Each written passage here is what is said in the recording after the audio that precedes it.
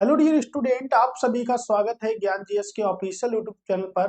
तो जैसा कि आप सभी लोगों को पता है कि अभी तक हम 160 प्रश्न को कंप्लीट कर चुके हैं और हमने साइंस की 8 क्लासों को भली भांति आपके लिए पढ़ाया है। तो अब आपका साइंस का लेवल बहुत ही अच्छा हो चुका होगा। आपको पता है कि हर प्रश्न मैंने अलग अलग कराए हैं, यानी कि इतने जबरदस्त प्रश्न मैंने आपको पढ़ाए हैं जो आज तक विभिन्न एग्जामों में पूछे गए हैं और आगे भी आने वाले एग्जामों में आपके प्रश्न बहुत ही अधिक मात्रा में पूछे जाएंगे। तो आपको पता होगा कि अभी तक जिसकी हम कंप्लीट स्टडी कर चुके हैं, 160 प्रश्न हम कंप्लीट कर चुके हैं। तो आज का जो प्रश्न नंबर है 161 से आज हम स्टार्ट करेंगे। तो ये बहुत ही गजब के प्रश्न है आपके लिए। आप देखे भी होंगे, आपने घटना चक्र जैसी अगर पुस्तक को भी पढ़ा होगा तो उसमें भी प्रीवियस ईयर प्रश्न ही आपके आते हैं।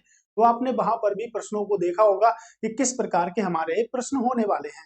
ठीक है, हम आपको 300 प्लस प्रश्न पढ़ाएंगे, यानी कि 15 वीडियो तो आपके लिए हम देंगे, वो भी फ्री ऑफ कॉस्ट देंगे। उसके बाद भी हो सकता है कि आपको मैं एक बड़ी सी वीडियो बना दूं जिसमें मिनिमम आपके 50 क्वेश्चन और ज्यादा से ज्यादा आपके कितने भी क्वेश्चन हो सकते हैं, यानी कि 50 क्वेश्चनों की एक कंप्लीट वीडियो और बना दूंगा आपके लिए, जिससे आपका साइंस में आने वाला प्रश्न आपका गलत नहीं होगा। ठीक है, जो 2011 से लेके 2020 तक जितने भी साइंस के प्रश्न अभी तक पूछे गए हैं उन सभी पर भी एक वीडियो बना दूंगा मैं, जिसकी 1-2 क्लासें कर लेंगे और साइंस के 10 से 12 प्रश्न हमारे कंप्लीट हो जाएंगे।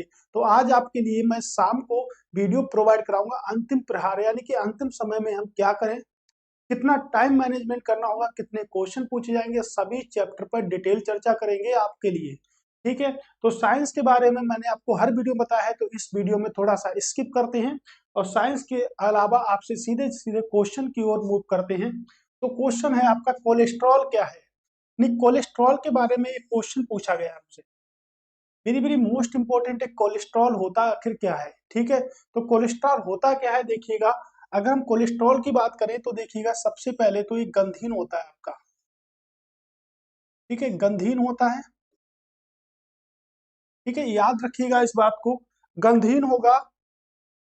ठीक है, और अगर बात करें तो श्वेत क्रिस्टलीय पदार्थ है आपका, श्वेत क्रिस्टलीय पदार्थ होता है और आपका रंगहीन होता है। इसको अच्छे से समझिएगा, रंगहीन होता है, यानी कि तब तक आप ये देखिएगा कि आपके पास जो ऑप्शन है कि आप उसमें से कोई सा भी बता पाए हैं, कोई सा भी आप हल कर पाए हैं उसमें से।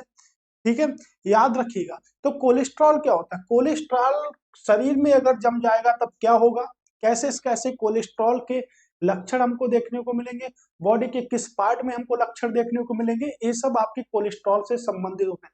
तो कोलेस्ट्रॉल की अगर बात करें तो कोलेस्ट्रॉल सबसे पहले तो गंधहीन होता है, कैसा, श्वेत क्रिस्टलीय पदार्थ होता है आपका, और आपका रंगहीन होता है।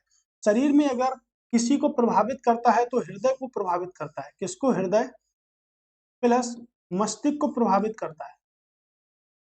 तो हृदय व मस्तिष्क को प्रभावित करता है, क्यों करता है, क्योंकि वसा का जवाब के कारण, वसा के जवाब के कारण। तो इसमें आप लोग समझ गए होंगे, जंतु वसा में उपस्थित बसीय अल्कोहल होता है। कोलेस्ट्रॉल क्या होता है, जंतु वसा में उपस्थित बसीय अल्कोहल होता है। आपके हृदय और आपके मस्तिष्क में क्या होता है, वसा का जमाव हो जाता है। वसा का जब जमाव हो जाएगा तो कहाँ पर होगा, रक्त में आपके हो जाएगा, यानी कि ब्लड सर्कुलेट नहीं आपका हो पाएगा। तो रक्त में अघुलनशील होता है, यानी कि घुलनशील नहीं होता है। ठीक है, कोलेस्ट्रॉल यानी कि वसा रक्त में घुलनशील नहीं होता है, रक्त में घुलनशील नहीं होता है। ठीक है, रक्त में घुलनशील नहीं होता है, याद रखिएगा इस बात को, एक एक पॉइंट नोट करिएगा। क्या कोलेस्ट्रॉल रक्त में घुलनशील होता है, तो रक्त में घुलनशील नहीं होता है। ठीक है, कौन सा प्रभावित करेगा, तो आपके, ठीक है, हृदय को करेगा और आपके मस्तिष्क को करेगा। ठीक है, दो चीजों को बहुत अधिक मात्रा में प्रभावित करता है कोलेस्ट्रॉल। तो शरीर में कोलेस्ट्रॉल का जमाव किसके कारण होता है, ओनली वसा के कारण होता है। जैसे देखिएगा, अगर हम कुवड़ की बात करें तो कुवड़, कुवड़ किस में होता है, जैसे मान लीजिएगा ऊंट में कुवड़ होता है, यानी कि ऊंट में क्या होता है, ऊंट में कुवड़ होता है। और साइंस में कई बार प्रश्न पूछा गया है कि कुवड़ में, ऊंट में क्या होता है, तो वो कुवड़ का जो, ऊंट का जो कुवड़ होता है उसमें क्या करता है, बसिया, यानी कि बसा को रखता है, बसी अम्ल को रखता है, यानी कि बसा को इकट्ठा करता है। ऊंट अपने कोवड़ में किसको इकट्ठा करता है? बसा को इकट्ठा करता है। बहुत सारे लोगों को पता होगा कि ये पानी को इकट्ठा करता है, लेकिन पानी को इकट्ठा नहीं करता है। किसको इकट्ठा करता है? बसा को इकट्ठा करता है आपके। तो जो आपका कोलेस्ट्रॉल होता है वो जंतु वसा में उपस्थित बसीय अल्कोहल होता है। क्या होता है? जंतु वसा में उपस्थित बसीय अल्कोहल होता है, यानी कि बसा से रिलेट करता है कौन? ठीक है, कोलेस्ट्रॉल किससे रिलेट करेगा? आपको बसा से रिलेट करेगा। ठीक है, याद रखिएगा इस बात को। ठीक है, अगला प्रश्न है कि कौन सा वनस्पति तेल हृदय रोगियों के लिए उपयुक्त होता है? अगर हम हृदय की बात करें तो देखिएगा हमें हार्ट अटैक कैसे आएगा, जैसे अभी हमने पढ़ा बसा। ठीक है, दूसरा पॉइंट क्या होता है? हार्ट अटैक कैसे आएगा? तो हृदय रोगियों के लिए कौन सा आवश्यक है? हृदय रोगियों के लिए कौन सा आवश्यक है आपका? ठीक है, ये बात पता होनी चाहिए। तो हृदय रोगियों के लिए देखिएगा, जैसे हार्ट अटैक क्यों आता है? रक्त परिसंचरण रुक जाता है, यानी कि ब्लड सर्कुलेशन आपका रुक जाता है, जिससे आपका हार्ट अटैक हो जाता है। तो रक्त प्रसंचरण की खोज किसने करी थी? विलियम हार्वे ने। विलियम हार्वे ने रक्त प्रसंचरण की खोज करी थी, यानी कि ब्लड सर्कुलेशन की जो खोज की थी वो किसने की थी? विलियम हार्वे ने की थी। और रक्त के बारे में मैंने आपको पढ़ाया है। ठीक है, रक्त के बारे में पढ़ाया है, हृदय के बारे में भी आपको पढ़ाया है। आप लोग रिवीजन करिएगा और क्लास में आने से पहले रिवीजन करिएगा। जितनी आप क्लास को बाद में देखिएगा, लेकिन रिवीजन पहले करिए। आपको पता है कि 4 बजे हमारी क्लास होती है, तो आप 4 बजे तैयार रहिएगा, लेकिन उससे पहले आप 4 बजे तक रिवीजन को निपटा लीजिएगा। ठीक है, तो 4 बजे आप रिवीजन को कंप्लीट कर लेंगे। इससे क्या होगा आपका? तो इससे आपका ये होगा, जब 4 बजे आप रिवीजन को कंप्लीट कर लेंगे तो आपका जो नया पोर्शन है उसमें आपको बहुत सारा चीजें ऐसी मिलेंगी जो आपने 8 वीडियो में देखी है। ठीक है, तो याद रखिएगा। तो रक्त प्रसंचरण क्या होता है आपका? विलियम हार्वे के द्वारा होता है। ठीक है, रक्त कब आराम करता है? मैंने सभी आपको बताया, 2 धड़कनों के बीच में आराम करता है। 2 धड़कनों के बीच में आराम करता है। किसकी धड़कनें हैं जी? देव और अंजलि की धड़कनें हैं। तो 2 धड़कनों के बीच में आराम करता है। और देव अंजलि के बारे में आप देखिएगा, वीडियो नंबर 8 को देखिएगा, और उसमें आपको बताया भी गया है प्रीवियस वीडियो में कि देव और अंजलि के बीच में कौन बैठा है? तो देव और अंजलि के बीच में अक्षय कुमार बैठा है। क्यों बैठा है? धड़कन मूवी देखिएगा आप लोग। ठीक है, तो 2 धड़कनों के बीच में आराम करता है। 1 मिनट में कितना धड़कता है? तो 1 मिनट में 72 बार धड़कता है। कितनी बार? 72 बार धड़कता है। आराम कब करता है? तो 2 धड़कनों के बीच में आराम करता है। ठीक है, याद रखिएगा। हृदय हृदय दिवस कब बनाते हैं? तो विश्व हृदय दिवस, यानी कि हार्ट अटैक हृदय डे कब बनाते हैं? तो कब बनाते हैं? 29 सितंबर को बनाते हैं। विश्व हृदय दिवस 29 सितंबर को बनाते हैं। ठीक है, याद रखिएगा। तो कौन सा पौधा वनस्पति तेल, वनस्पति तेल बनाने में किस गैस का प्रयोग करते हैं? तो हाइड्रोजन गैस का प्रयोग करते हैं। वनस्पति तेल बनाने में हाइड्रोजन गैस का प्रयोग करते हैं। हाइड्रोजन की बात करेंगे तो हाइड्रोजन की खोज किसने करी थी? हेनरी कैवेंडिश ने की थी। हाइड्रोजन की खोज की थी हेनरी कैवेंडिश। ठीक है, तो वनस्पति घी बनाने के लिए किसका प्रयोग करते हैं? हाइड्रोजन गैस का प्रयोग करते हैं। प्रश्न है कि हृदय रोगियों के लिए उपयुक्त वनस्पति होती है सूरजमुखी का तेल। क्या होती है? सूरजमुखी का तेल होती है। अगर बात करेंगे मूंगफली की बात करेंगे तो प्रोटीन बहुत अधिक मात्रा में पाया जाता है। प्रोटीन देखिएगा मूंगफली में भी पाया जाता है, सोयाबीन में भी सबसे अधिक प्रोटीन पाया जाता है। और उसके अलावा अगर बात करेंगे तो दालों में भी प्रोटीन पाया जाता है। दालों में भी प्रोटीन मात्रा की अधिक होती है, मूंगफली में भी प्रोटीन की मात्रा अधिक होती है, सोयाबीन के तेल में भी प्रोटीन की मात्रा अधिक होती है। मान लीजिए तीनों ऑप्शन आपके हैं। अब पूछा जाए किसमें सबसे अधिक है, तो मूंगफली यानी कि ग्राउंड नट में सबसे अधिक आपके प्रोटीन की मात्रा होती है। ठीक है, तो इस तरह हमारा आंसर क्या होगा आपका? सूरजमुखी का तेल। ठीक है, सूरजमुखी का तेल आपको निकालना है, जो हृदय रोगियों के लिए बेहद आवश्यक होगा। प्रश्न है कि लिटमस अम्ल क्षार सूचक प्राप्त होता है। वेरी वेरी मोस्ट इंपोर्टेंट है, कई बार एग्जाम में पूछा गया है अभी तक की। ठीक है, तो लिटमस जो होता है, लिटमस जो अम्ल होता है, ये अम्ल क्षार सूचक किससे प्राप्त होता है? आपका सबसे पहला प्रश्न है और सबसे इंपॉर्टेंट भी प्रश्न है। ठीक है, इसको याद रखिएगा। जीवाणु से या लाइकेन से या विषाणु से या उपयुक्त में से किसी से नहीं। जीवाणु की बात करेंगे तो जीवाणु की खोज की ल्यूवेनहॉक ने। ल्यूवेनहॉक ने जीवाणु की खोज करी। अब विषाणु की अगर बात करेंगे तो इवानोवस्की ने विषाणु की खोज की। ठीक है, तो जीवाणु की खोज ल्यूबेनॉक ने की, इवानोवस्की ने जीवाणु की खोज की। और लाइकेन क्या होता है, तो लाइकेन जो हमारा होता है वो क्या होता है, कवक व शैवाल के बीच की स्थिति जो होती है उसे लाइकेन कहते हैं। ऐसे भी प्रश्न बनता है लाइकेन से कि जो कवक और शैवाल के जो बीच की जो कड़ी होती है उसे क्या कहते हैं, तो उसे लाइकेन कहते हैं। ठीक है, उसे हम क्या कहते हैं, तो उसे हम लाइकेन कहते हैं। इस बात को भी याद रखिएगा, उसे हम लाइकेन के नाम से जानते हैं। और लिटमस अम्ल क्षार सूचक किससे प्राप्त होता है, ये किस पे निर्भर करता है, ये पीएच वैल्यू पर निर्भर करता है। पीएच वैल्यू पर निर्भर करता है, पीएच वैल्यू पर ही निर्भर करता है, यानी कि हाइड्रोजन आयनों की सांद्रता होती है। और किस पे निर्भर करता है, तो पीएच वैल्यू पर निर्भर करता है लिटमस पेपर अम्ल क्षार। यानी कि अम्लीय होगा तो 7 से, ठीक है, 7 से कम मान होगा, उदासीन होगा तो 7 होगा, और क्षारीय होगा तो 7 से अधिक मान होगा। ठीक है, और इसी पर निर्भर करता है अम्ल क्षार सूचक लिटमस पेपर का। लिटमस पेपर की बात करेंगे तो इसका आंसर क्या होगा, आपका लाइकेन होगा। लाइकेन क्या है, तो कवक व शैवाल के बीच की कड़ी भी आपकी क्या होती है, लाइकेन होती है। कवक के अध्ययन को कहते हैं माइकोलॉजी। क्या कहते हैं, माइकोलॉजी। ठीक है, कवक के अध्ययन को क्या कहते हैं, तो कवक के अध्ययन को देखिएगा, आप लोगों को एक ट्रिक समझाते हैं। कवक, कवक को बोलते हैं फंगी, और फंगी होता है एम। एम का मतलब होता है माइकोलॉजी। क्या होता है, माइकोलॉजी। यानी कि कवक की बात करें तो एफएम याद करिएगा, और एम से होता है माइकोलॉजी।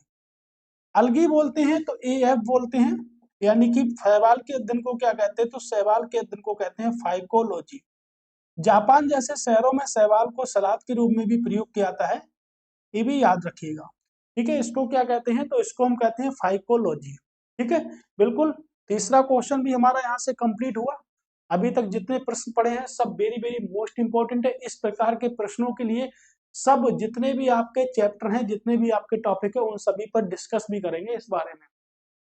ठीक है, हड्डियों में उपस्थित यानी कि कूट ए सूची ए को सूची बी से सुमेलित करना है। एक तरफ है आपके यौगिक, यानी कि एक तरफ आपके ए रिस्पेक्ट दे रखा है, एक प्रकार ए प्रकार दे रखा है, आपको मिलान करना है। आपको जो इसमें पता है आप सबसे पहले उसको लगाइएगा। मैं मानता हूं कि दूध का खट्टा होना मुझे पता है, दूध में लैक्टिक एसिड पाया जाता है, इसी कारण एक खट्टा होता है। ठीक है, दूध में कौन सा एसिड पाया जाता है, लैक्टिक एसिड पाया जाता है, और इसी कारण क्या होता है, खट्टा होता है।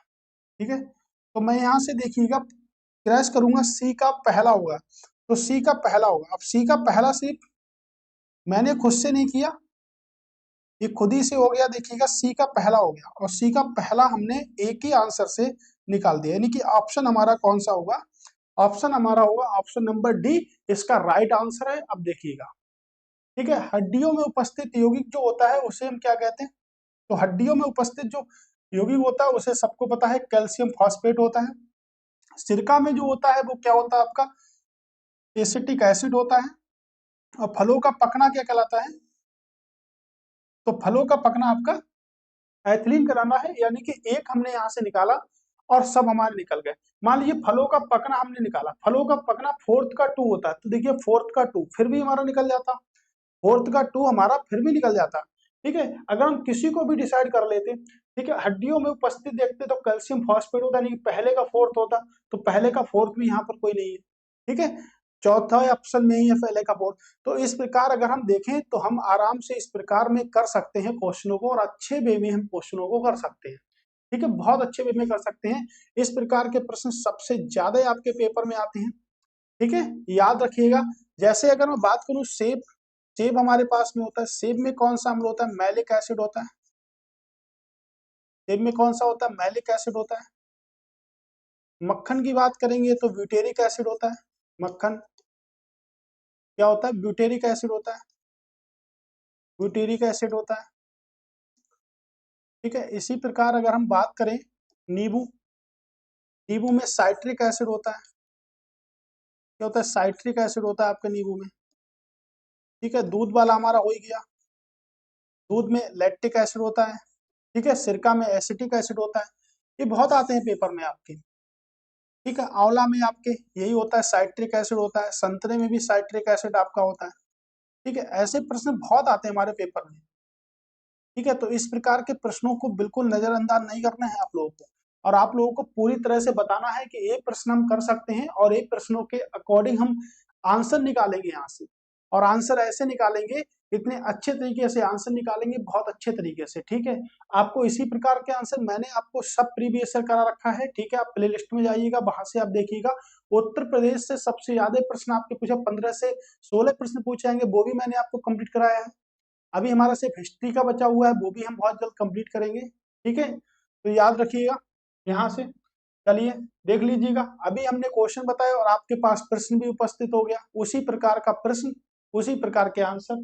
एसिटिक एसिड अभी तो पढ़ा था सिरके में, अब देखिएगा पहले का थर्ड देखिएगा, तो पहले का थर्ड की बात करेंगे तो ये भी कट गया और ये भी कट गया आपका, राइट। लैक्टिक एसिड की बात करेंगे तो लैक्टिक एसिड आपके दूध में होता है।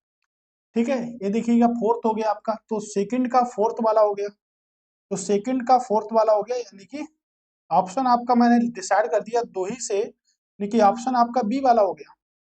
ठीक है, ब्यूटेरिक एसिड अभी हमने पढ़ा किस में होता है, मक्खन में होता है, और साइट्रिक एसिड अभी हमने पढ़ा आपके किस में होता है, नींबू में होता है। तो ठीक है, गॉट इट, आप लोगों का कभी सॉल्व हो गया एकदम। इसीलिए कहते हैं थ्योरी पढ़ना बहुत जरूरी है, थ्योरी अगर नहीं पढ़ेंगे, अगर ये प्रश्न पहले आता तो मैं वो आपको थ्योरी पढ़ाता, और ये प्रश्न अगर बाद में आया तो इसको पहले हम डिसाइड भी पहले कर चुके थे, और इस प्रकार हमने इसके प्रश्नों को भी कंप्लीट कर दिया है, एकदम एकदम मजेदार से कंप्लीट कर दिए हैं।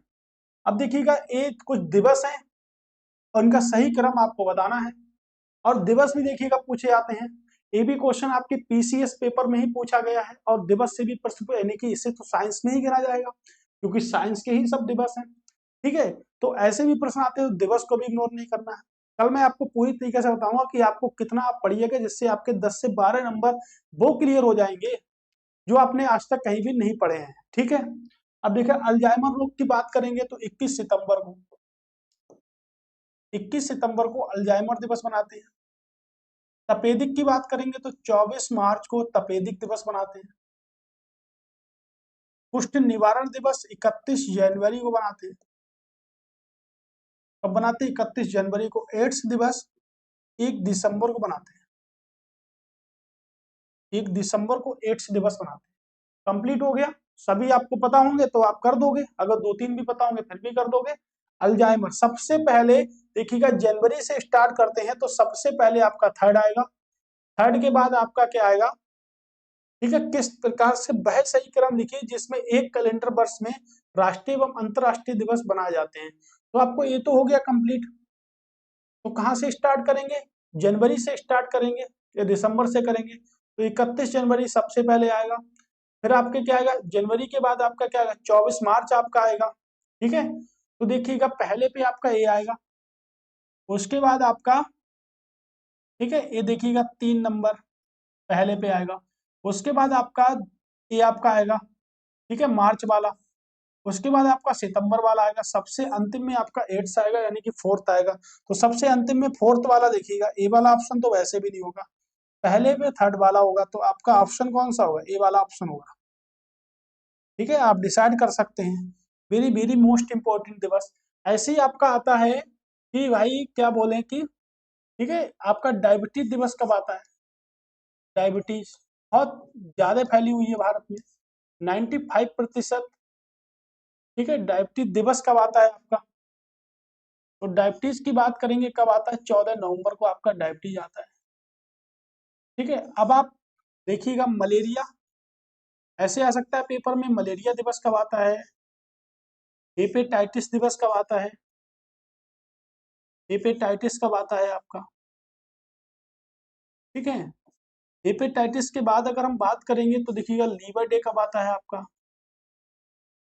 अभी हमने आपको बताया हृदय दिवस कब आता है, ये भी तो आ सकते हैं आपके पेपर में, है ना। ऐसे भी प्रश्न आ सकते हैं 1, 2, 3 और 4, है ना।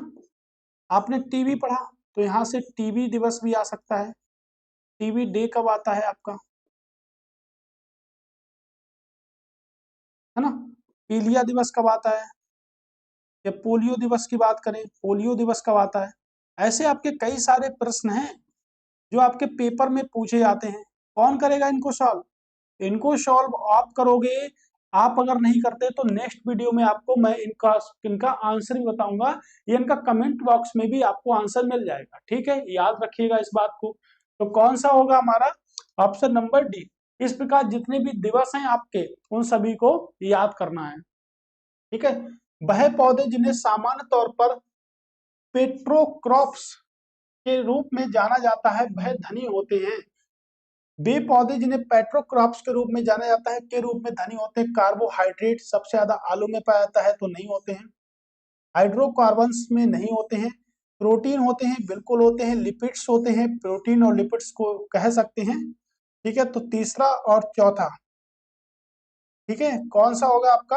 हाइड्रोकार्बन, सॉरी एक सेकेंड, आपका प्रोटीन नहीं होता यहाँ पर। कौन सा नहीं होता आपका? प्रोटीन नहीं होता। देखिएगा, प्रोटीन को कट कर दीजिएगा। हाइड्रोकार्बन यहाँ पर होते हैं और आपके लिपिड्स होते हैं। ठीक है, 2 और 4 इसका राइट आंसर है। ठीक है, याद रखिएगा, इंपॉर्टेंट है आपके लिए। अगला प्रश्न है, अगले प्रश्न की बात करेंगे। चलिए अगला प्रश्न देखते हैं, कहां से है। निम्नलिखित कथन व कारण पर विचार कीजिए, नीचे दिए गए कूटों का सही उत्तर कीजिए। ओजोन जल से सूक्ष्म जीवों को मार देती है। ओजोन जल के सूक्ष्म जीवों को मार देती है। ओजोन रेडियो एक्टिव नहीं है। ओजोन रेडियो एक्टिव नहीं है। तो देखिएगा ओजोन, अब यहां से आप लोग देखिएगा ओजोन के बारे में।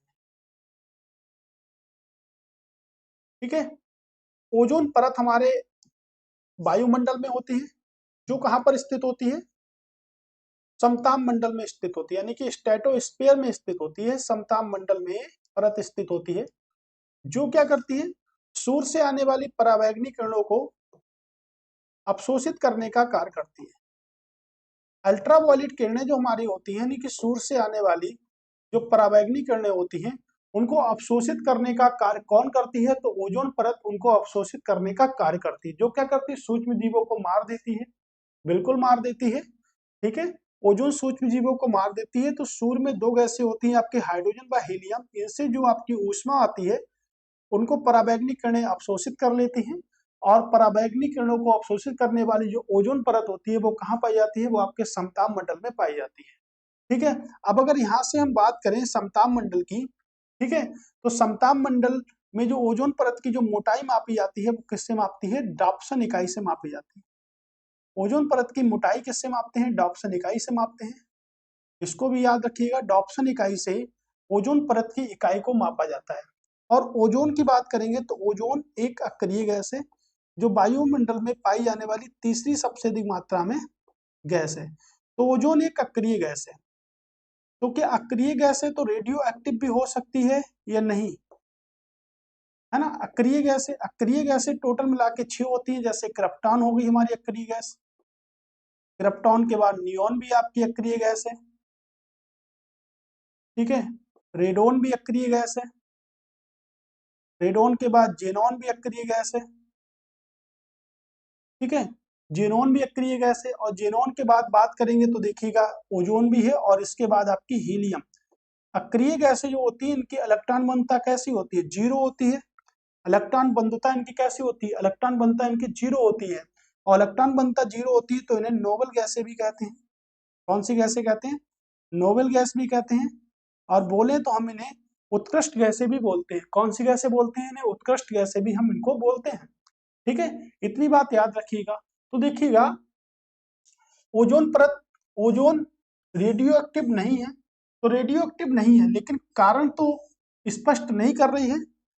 ठीक है, तो अगर मैं बात करूं तो ए व आर दोनों सही है, क्योंकि ओजोन जो है वो रेडियो एक्टिव नहीं है। ठीक है, तो ये सीधा सीधा बता रहा है कि रेडियो एक्टिव नहीं है। क्या रेडियो एक्टिव है क्या? बताइएगा, रेडियो एक्टिव है या नहीं है? ये स्पेशल प्रश्न की श्रेणी में ऐसे प्रश्न आते हैं, आप लोगों को पता है कि नहीं लग गए, केवल लग गया, ये ऐसे प्रश्न आपके स्पेशल श्रेणी में आते हैं। तो देखिएगा, पहला वाला तो सही है। ओजोन जल के सूक्ष्म जीवों को मार देती है, तो बिल्कुल मार देती है, क्योंकि इतनी स्पीड से एक किरणों को अवशोषित करती है, तो उसको तो उड़ा देती है।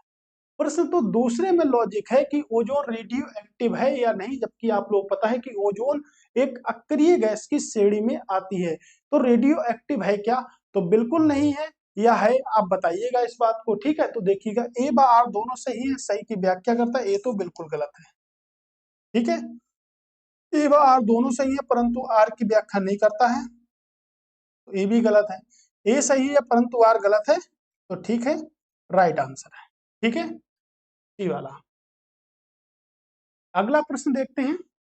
अगला प्रश्न है कि आग बुझाने वाले यंत्र में कार्बन डाइऑक्साइड को किस अभिक्रिया से पैदा किया जाता है? कार्बन डाइऑक्साइड को कहते हैं CO2, यानी कि ठोस शुष्क बर्फ कहते हैं इसको, ठोस शुष्क बर्फ के नाम से भी इसको जानते हैं। ठीक है, क्या फार्मूला है इसका? CO2। CO2 में से अगर CO को बाहर कर दें तो क्या होगा? Carbon monoxide. क्या होगी? कार्बन मोनोऑक्साइड होगी। चूने का पत्थर या तनु सल्फ्यूरिक अम्ल, चूने का पत्थर या तनु सल्फ्यूरिक अम्ल क्या बोलते हैं? चूने के पत्थर को बोलते हैं कैल्शियम कार्बोनेट। क्या बोलते हैं? कैल्शियम कार्बोनेट बोलते हैं चूने के पत्थर। ठीक है, क्या बोलते हैं? Calcium carbonate, CaCO3, right. तनु सल्फ्यूरिक अम्ल H2SO4 बोलते हैं, चलिएगा यहीं पे लिख दीजिएगा, H2SO4 बोलते हैं, राइट। मार्बल चूर्ण या तनु सल्फ्यूरिक अम्ल सोडियम बाइकार्बोनेट, क्या होता है? सोडियम बाइकार्बोनेट का formula NaHCO3, sodium कार्बो sodium bicarbonate का जो फार्मूला होता है NaCO3 होता है, यानी कि इसके क्या बोलते हैं? ठीक है, सोडियम हाइड्रोजन कार्बोनेट के नाम से भी जानते हैं, तनु सल्फ्यूरिक अम्ल, मैग्नीसाइड या तनु सल्फ्यूरिक अम्ल। क्या होगा इसका आंसर? ठीक है, तो इसका आंसर आपका होगा, ठीक है, सी वाला इसका राइट आंसर होगा। आग बुझाने के लिए CO2 का प्रयोग करते हैं, उसके साथ किसकी क्रिया उत्पन्न होती है? सोडियम बाइकार्बोनेट व तनु सल्फ्यूरिक अम्ल की क्रिया उत्पन्न होती है, यानी कह सकते हैं NaHCO3 प्लस H2SO4 की क्रिया होती है। ठीक है, इनकी क्या होती है? क्रिया होती है, आपकी कंप्लीट क्रिया होती है। चूहे मारने का प्रयोग किस रसायन पदार्थ से बनता है? तो भाई चूहे मारने वाली दवा है, इंसान पर प्रयोग नहीं होने वाली है। इंसान अगर इसको खा लेगा तो तुरंत मर जाएगा। ठीक है, इसको कहते हैं चूहे मारने की दवा। ठीक है, इथाइल अल्कोहल कहते हैं? बिल्कुल नहीं। मिथाइल आइसोसाइनेट होता है? नहीं, होता तो साइनाइड है, लेकिन पोटेशियम साइनाइड होता है, KCN। क्या होता है फार्मूला? KCN होता है, पोटेशियम साइनाइड होता है आपका। ठीक है, यार चूहे मारने वाली जो दवा होती है उसमें क्या होता है? तो उसमें आपका पोटेशियम साइनाइड होता है। ठीक है, याद रखिएगा बातों को। देखिएगा, प्रश्न है कि निम्नलिखित में से कौन सुमेलित नहीं है? तो भाई सुमेलित नहीं है, बहुत हो चुका आपका वायलेट पेन। अब बात करते हैं एक नए पेन की, और नया पेन बिल्कुल धमाकेदार आया है। ठीक है, बहुत पढ़ लिया हमने एक पेन से, अब हम पेन को थोड़ा सा चेंज करते हैं और ऊपर वाले पेन को भी चेंज करते हैं, दोनों पेनों को चेंज कर लेते हैं। चलिए, अब है आपका कि निम्नलिखित में से कौन सा सही नहीं है? ठीक है, मेसॉन की खोज हिडेकी युकावा ने, बिल्कुल मेसॉन एक कण है। पॉजिट्रॉन की खोज C.D. एंडरसन बाय यूके हेस ने, बिल्कुल।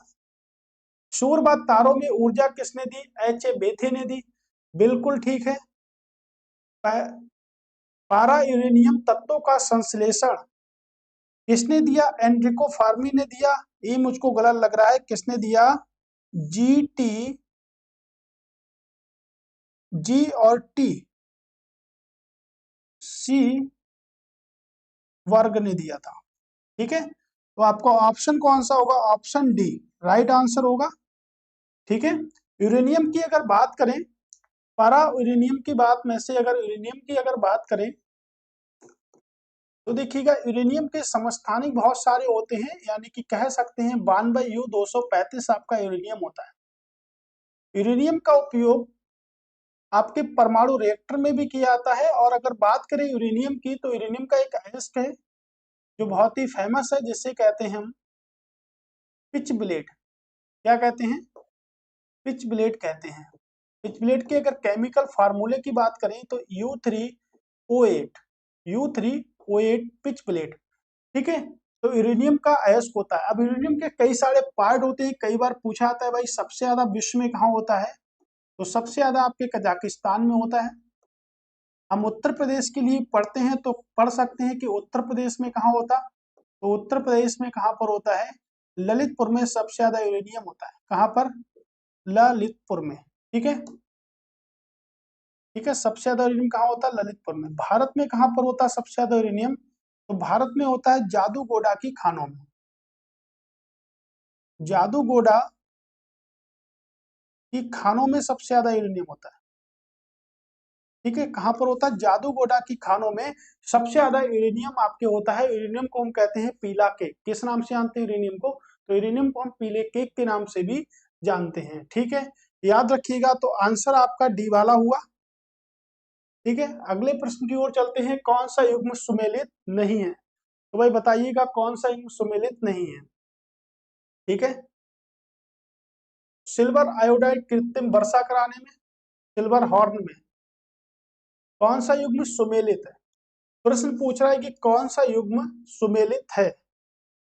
ठीक है, याद रखिएगा, सिल्वर आयोडाइड हॉर्न सिल्वर में नहीं। ठीक है, कृत्रिम वर्षा कराने में प्रयोग किया जाता है। कृत्रिम क्लोराइड को हॉर्न सिल्वर में किया जाता है। जिंक फास्फाइड का किस में प्रयोग किया जाता है, चूहे का विष में प्रयोग किया जाता है। बिल्कुल ठीक है।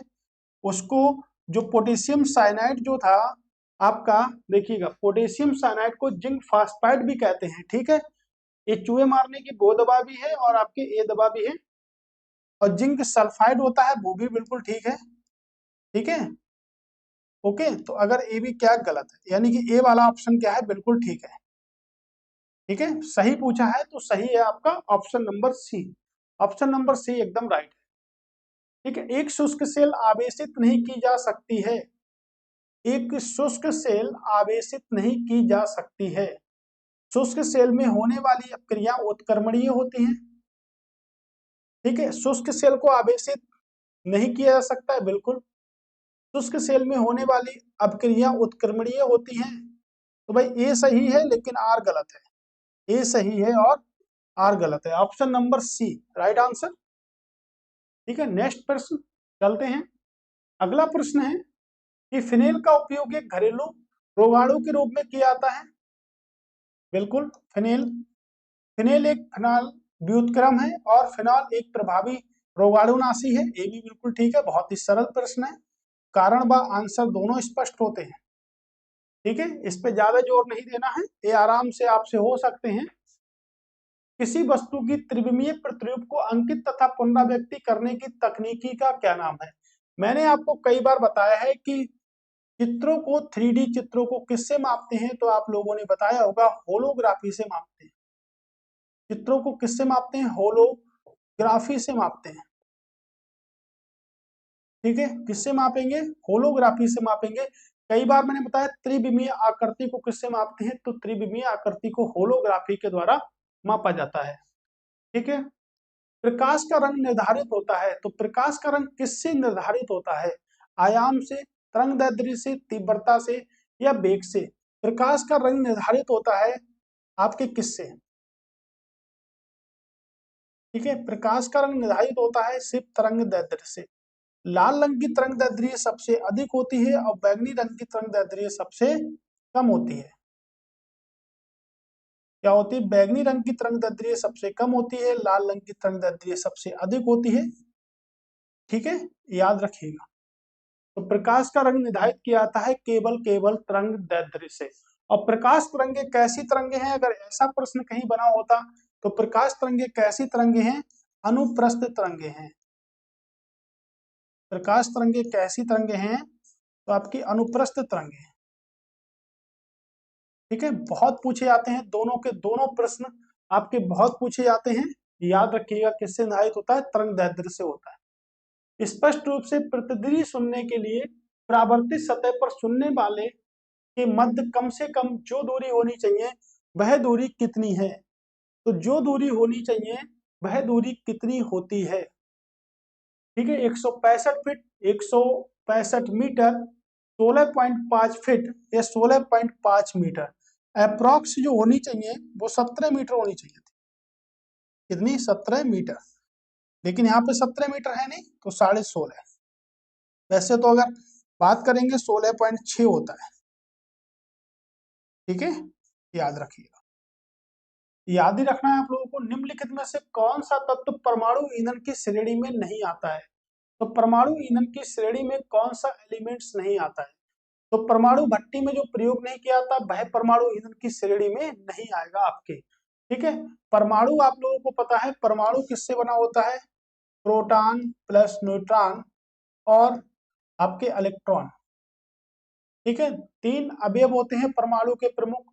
परमाणु का परमाणुवाद का सिद्धांत किसने दिया, तो जॉन डाल्टन ने दिया था। जॉन डाल्टन ने परमाणुवाद का सिद्धांत दिया था। ठीक है, जॉन डाल्टन ने परमाणुवाद का सिद्धांत दिया था। और भारतीय परमाणु कार्यक्रम के जनक किसे कहा जाता है, तो भारतीय परमाणु कार्यक्रम का जनक होमो जहांगीर भाभा को कहा जाता है। होमो जहांगीर भाभा को कहा जाता है। ठीक है, तो देखिएगा किसका प्रयोग नहीं किया था, कैडमियम।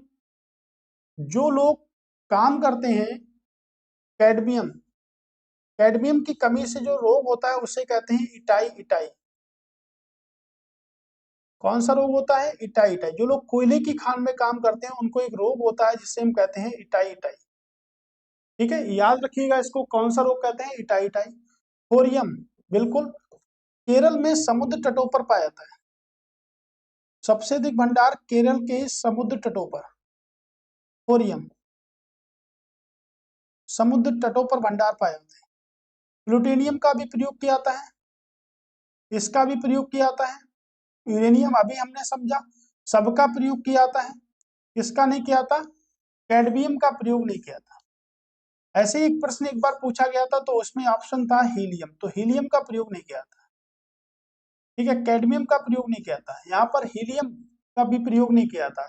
ठीक है, तो केरल के समुद्री तट पर, बहुत स्पेशल प्रश्न है, थोरियम के सबसे अधिक भंडार कहाँ मिलेंगे, तो केरल के समुद्री तट पर सबसे अधिक भंडार देखने को मिलेंगे। किसके, आपके, ठीक है, थोरियम के भंडार देखने को मिलेंगे सबसे अधिक। अगला प्रश्न है, एक कृत्रिम उपग्रह में विद्युत ऊर्जा का स्रोत क्या है। एक कृत्रिम उर्वरक में विद्युत ऊर्जा का स्रोत क्या है।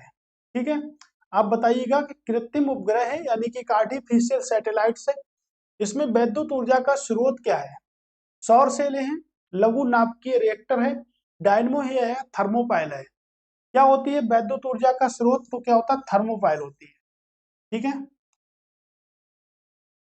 तारे अपनी ऊर्जा प्राप्त करते हैं नाभिकीय संलयन के द्वारा, गुरुत्वीय संकुचन के द्वारा, रासायनिक अपक्रिया के द्वारा, नाभिकीय विखंडन के द्वारा। तो रासायनिक अपक्रिया के द्वारा तो बिल्कुल नहीं करते, नाभिकीय विखंडन के द्वारा करते हैं, बिल्कुल नहीं करते, गुरुत्वीय संकुचन के द्वारा कर सकते हैं, नाभिकीय संलयन के द्वारा कर सकते हैं।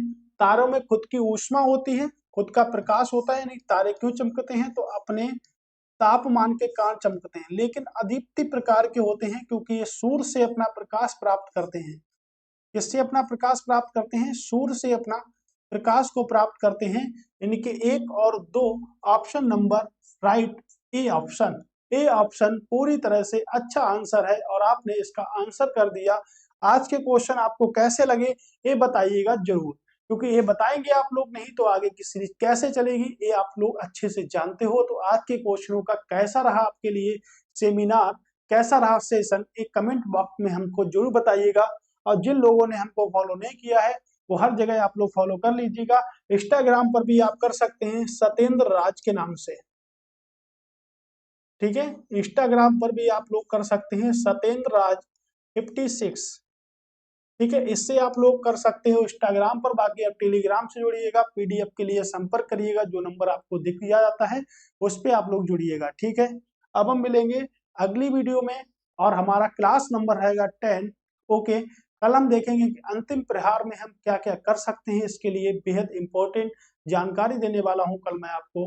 ठीक है, थैंक्स फॉर वॉचिंग, दोबारा फिर से मिलेंगे दोस्तों, तब तक के लिए नमस्कार।